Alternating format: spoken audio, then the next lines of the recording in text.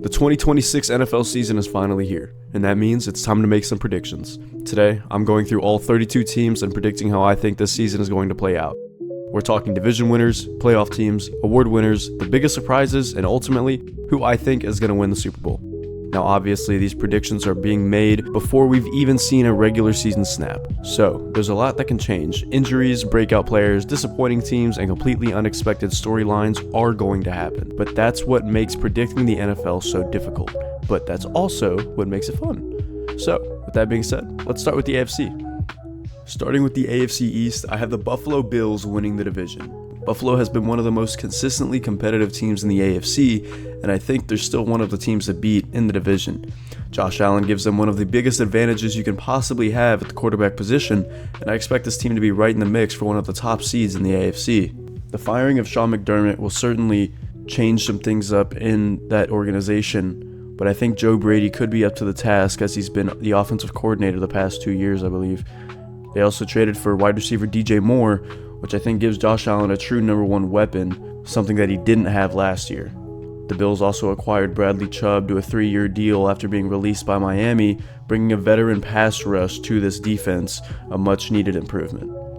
CJ Gardner-Johnson is also added to bolster the secondary. I don't exactly know how well he's going to fare. He bounced around a lot last year. Before last year, he was a pretty good player. Obviously won a Super Bowl with Philadelphia, but don't really know what to expect from him. I don't hate what the Bills did this offseason. I think, if anything, that they just kind of stayed where they are. I don't think they got a whole lot better, but I certainly don't think they got worse. The Bills do have a tough schedule, though. I have them going 11-6. I'm putting the New England Patriots in second place in this division. The Patriots, after making the Super Bowl, acquired wide receiver A.J. Brown from the Eagles for a 2027 first-round pick and a 2028 fifth-round pick. They also added guard Elijah Vera Tucker, which I think is very good interior help for Drake May. They also went out in the draft and grabbed Caleb Lomu, which I think will start on the left side for New England. As long as he's developed properly, I think he can be a very good offensive tackle in the future. They got rid of Stephon Diggs, which I think is one of those things where you are adding by subtracting and getting him out of the clubhouse. Obviously, he did have a solid year with New England last year, but I think A.J. Brown, in a true number one role with New England, can go for about 1,300 yards and 8 touchdowns. Last year, the New England Patriots rode a stellar defense and an easy schedule to a Super Bowl appearance. This year, however, they do have a much harder schedule, and I think that they finished 10-7. In third place in the AFC East, I have the New York Jets. The New York Jets this offseason added quarterback Geno Smith. They also signed Demario Davis, a linebacker, to a 2-year, $22 million deal to add veteran leadership and run-stuffing ability in the defensive side. They also extended Breece Hall and Garrett Wilson. They drafted David Bailey, Kenyon Sadiq, Omar Cooper, and D'Angelo Pons. I love every single one of those draft picks. I think that the Jets in 2 to 3 years could finally be a playoff contending team. Obviously, right now, that is definitely not the case, especially with Geno Smith at the helm. I can't confidently say that they're going to have a good season, especially with a roster as, lack of a better term, with a roster as bad as it is. I don't think that they're going to be able to do much this season. I have the New York Jets going 3-14. Now for the last place team in the AFC East, I have the Miami Dolphins. The Miami Dolphins are in the gutter right now. They are post-Tua era, and it does not look like it's going to be a good one, to start at least. They just signed Malik Willis to a 3-year deal in the offseason, which I don't hate. You might as well try everything you can at the quarterback position if you're Miami. Having Devon Achane on that roster is about the only good thing going on with Miami, in my opinion, right now. I don't think Miami's going to have a good year. I think that they're actually going to have one of the worst years that they've ever had. And I live with a Dolphins fan, and it's unfortunate to say this, but I think the Dolphins are going to go 2-15. Moving on to the AFC North, and I think this is one of the more interesting divisions in the AFC because I have the Bengals running away with it. I'm taking Cincinnati to finish 13-4 and win the AFC North. And honestly, the big reason I'm high on Cincinnati isn't necessarily because I think they're going to dominate every good team that they play. It's more about the number of favorable matchups that they have. When I look at their schedule, I see a lot of offenses that I don't expect to consistently keep up with the Joe Burrow-led offense. Cincinnati gets teams like Tennessee, Atlanta, New Orleans, Carolina, Cleveland, Miami, and they also get 2 games against Pittsburgh. Well, it should be more like they get 2 games against Cleveland, but I mean, you got 4 games against 2 not very good teams, and a bunch of not very good teams just peppered throughout their entire schedule. But, I mean, that's a big reason why I'm comfortable giving them 13 wins. Obviously, the Bengals are going to have to beat some good teams as well. They have games against Houston, Kansas City, and Baltimore, so it's not like the schedule is completely easy, but if Cincinnati can take care of business against teams that they're supposed to beat, then I think 13-4 is absolutely realistic. At the number 2, I have the Baltimore Ravens at 11-6. I still think that Baltimore is a very good football team, and I'm definitely not counting them out of the AFC playoff picture, but this is going to be a different Ravens team in 2026. John Harbaugh is gone after a long run as head coach, and Jesse Minter is going to take over. I think Lamar Jackson is good enough to keep this team competitive regardless, but I'm expecting some growing pains with the new coaching staff. That's really the difference between me having Baltimore at 11-6 instead of challenging Cincinnati for the division, but overall, I think the Baltimore Ravens are going to have a good year, barring any injury. Obviously, they had a lot to deal with last year, but I think they're still a very good football team. Jesse Minter, I believe, can make them compete. At the number 3, I've got the Pittsburgh Steelers at 7-10. And this is one of my lower confidence picks because I could see Pittsburgh doing maybe a little worse or better than this. Mainly a little worse, but their defense could keep them in a lot of games, and that's something that just makes the Steelers difficult to count out. But offensively, I have enough questions that I just don't see them competing for the division at all. Finally, I've got the Cleveland Browns finishing with 3 wins at best. I know that's probably the harshest prediction I've made so far, but I just don't see enough there yet for Cleveland to compete for this division. They have made some major additions in their offense, including using their first 2 picks on an offensive tackle, Spencer Fano, and wide receiver Casey Concepcion, which I love both those picks. In complete honesty, I think they did a great job with the draft, but there definitely are some pieces that need to be added. Deshaun Watson is still a big question mark. Is Shedeur ready to lead an offense yet? They just lost Myles Garrett, and they had less than 5 wins with Myles Garrett. How do you think they're going to do without Myles Garrett? I mean, that's one of the best players of our generation, and he's on a team that's only getting less than 5 wins. But I think this is still a rebuilding team, and the AFC North is not exactly a division you want to be rebuilding in. So, my AFC North predictions are Cincinnati Bengals 13-4, Baltimore Ravens 11-6, Pittsburgh Steelers 7-10, Cleveland Browns 3-14. And honestly, I think the biggest question here is whether Cincinnati actually wins 13 games, or if they end up winning even more because of how favorable this schedule is. Now, we're moving on to the AFC West, and I think that this is one of the most interesting divisions in the entire NFL. At number 1, I have the Denver Broncos finishing 12-5 and winning the AFC West. I really like what Denver has built, especially on the defensive side of the ball. This defense was already one of the best in the league, and the Broncos led the NFL with 68 sacks last season. I think that defense is going to continue to be the identity of this team. But the biggest reason I like Denver to repeat as the division champions is the addition of Jalen Waddle. I love the fit between Waddle and Bo Nix. Waddle gives this offense a legitimate explosive threat that can take the top off a defense, and now you have him alongside Courtland Sutton. I think that gives Nix a much better group of weapons going into his 3rd season. I'm expecting some regression from Denver after going 14-3 last season, but I think they're still one of the best teams in the AFC, so I'm putting them at 12-5 and winning the division for a 2nd straight year. At number 2, I have the Los Angeles Chargers at 10-7. I really like this Chargers team, and honestly, I could see them winning the division if everything goes well.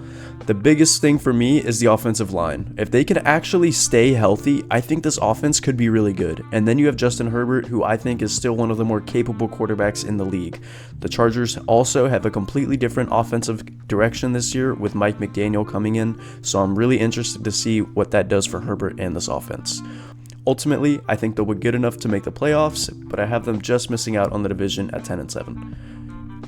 Then we get to the Kansas City Chiefs, and this is probably going to be my controversial pick. I'm putting Kansas City at 8-9. Remember, this is barring any injury, so if everyone is healthy, I have Kansas City at 8-9. This could age like milk. Who knows? But I know, it's Patrick Mahomes and Andy Reid and the Chiefs, but I think we're going to see a pretty different version of this offense. I actually love the addition of Kenneth Walker and the idea of Kansas City becoming a more run-heavy team. I think that the running game is going to be significantly better, but that also means Mahomes is going to have to adjust to a different role in the offense. For years, we basically expected Mahomes to carry the passing game and make something happen when the offense needs it. I think this year, they're going to ask him to play much more within the structure of the offense and rely on the running game a lot more. And then defensively, I have some concerns. I don't think this is going to be a terrible defense by any means, but I think it could end up being pretty average. So when I put all that together, I have the Chiefs finishing 8-9. Finally, I have the Las Vegas Raiders at 5-12. I'm not expecting much from the Raiders this season in terms of their record, but I actually really like the direction that they're going. I think this is more about rebuilding the team the right way than trying to force a playoff appearance immediately. They've spent this offseason reshaping the roster, and I think that there are some pieces here that could eventually turn this team into a contender, but I don't think they're quite there yet. So I'm giving the Raiders 5 wins, but I don't necessarily think that's a bad thing for where this franchise is right now. So my AFC West standings are Denver Broncos 12-5, Los Angeles Chargers 10-7, Kansas City Chiefs 8-9, Las Vegas Raiders 5-12. Listen, if I'm right about this Kansas City thing, this could be one of the biggest stories of the entire 2026 season. The Chiefs have dominated this division for years, and I'm predicting that Denver is officially taking control over the West. Let's move on to the AFC South. And I think this division is going to be a lot more fun this year. At number 1, I have the Houston Texans finishing 12-5 and winning the AFC South. I absolutely love this Texans defense, and I think it has a chance to be one of the best defenses in the entire NFL again. And that's a huge reason why I'm comfortable giving Houston 12 wins. But the biggest thing for me is that I think this is going to be a much more complete team than the one that we saw last year. I'm really excited about the addition of David Montgomery. I think that having a legitimate run game is going to help CJ Stroud tremendously. We've seen how good Stroud can be when everything around him is working, and I think Montgomery gives Houston another way to win games instead of asking Stroud to do everything through the air.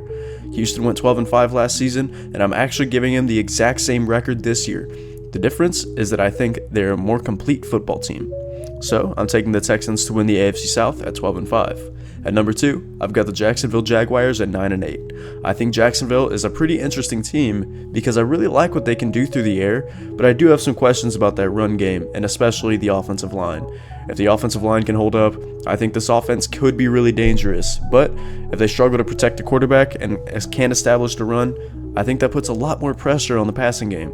Defensively, I think they're solid enough to keep them competitive, and I wouldn't be surprised if Jacksonville is in the playoff conversation in the late season, but ultimately, I have them finishing just above 500 at 9-8. At number 3, I've got the Indianapolis Colts at 7-10. And for Indianapolis, the biggest question is really simple. Can Daniel Jones be as good as he was last year, coming off a major injury? Jones was playing some of the best football of his entire career before suffering the Achilles injury that ended his 2025 season. Now he's trying to come back and prove that the version of Daniel Jones wasn't just a temporary run.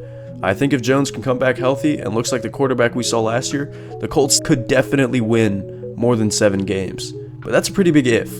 So for now, I'm going to be cautious and give Indianapolis 7-10. And finally, I've got the Tennessee Titans at 5-12. But I actually don't think 5-12 necessarily means that this is a bad season for Tennessee. The biggest thing for the Titans this year is developing Cam Ward. Ward showed some flashes last season, and I think that the Titans need to focus on building around him rather than worrying too much about the win-loss record in 2026. If they can continue to add pieces around Ward, especially on offense, I think this team could be in a completely different position in a couple of years. So even though I'm only giving them 5 wins this season, I don't think this is a lost season for Tennessee. It's actually about seeing what you have in Cam Ward and continuing to build around your young quarterback. So, my AFC South predictions are Houston Texans 12-5, Jacksonville Jaguars 9-8, Indianapolis Colts 7-10, and Tennessee Titans 5-12. I think Houston is the clear team to beat in this division. The defense is already there, and if CJ Stroud can take another step forward with a better running game around him, I think the Texans could be a very dangerous playoff team. Now for the AFC playoff bracket. Round 1, I have the 2-seed Texans going up against the 7-seed Patriots. In Houston, I think this game will go a lot differently than it did in the divisional round last year. I do believe CJ Stroud at home has what it takes to beat Drake May and the Patriots. I have them moving on. For the second game, I have the 3-seed Broncos facing up against the 6-seed Chargers. Now, This is an AFC West matchup. I had the Broncos winning the division for a reason. I had them splitting games in the regular season, but when it counts, I have the Broncos moving on. Now, I have the 4-seed Bills going head-to-head with the 5-seed Ravens. This is an interesting matchup. Both of these teams have a lot of history. This should be a fun game, but I do have the 4-seed Bills moving on. Now in the divisional round, I have the 1-seed Bengals taking on the 4-seed Bills. I really like what Joe Burrow and this offense can be capable of doing. They've done it in the postseason before. They've made a Super Bowl. I have them moving on. With the second game in the divisional series, I have the 2-seed Texans facing off against the 3-seed Broncos. This could have been the AFC matchup last year had things gone differently. I think CJ Stroud will have some trouble against this tough Broncos defense, but I have them moving on in a close scoring game. Now for the AFC Championship, I have the 1-seed Bengals taking on the 2-seed Texans. Honestly, this game could go either way. I think it's a fun matchup either way though. You have a high-powered offense against a high-powered defense. In the end though, you should probably take the home team in these kinds of matchups, but I'm a little biased, so I'm taking the Texans to move on. You guys are going to have to wait for next video to see what the NFC side of this playoff bracket is going to look like, to see who I think the Texans will be facing in the Super Bowl. Please remember to like and subscribe, and I would like to thank each and every one of you for making it this far in the video if you have, and I'll see you in the next one.